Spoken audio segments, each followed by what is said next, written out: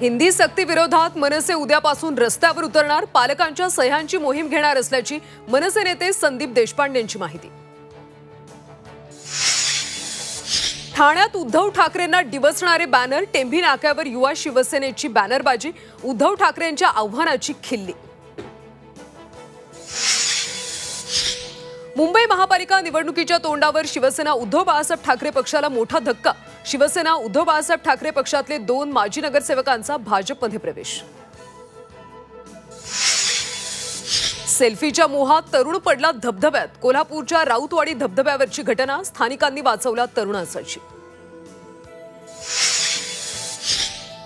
नाशिकच्या नांदगावमध्ये डॉक्टरला शिवसैनिकांकडून चोप, प्रसूतीसाठी आलेल्या महिलेला ताटकळत ठेवल्याचा आरोप।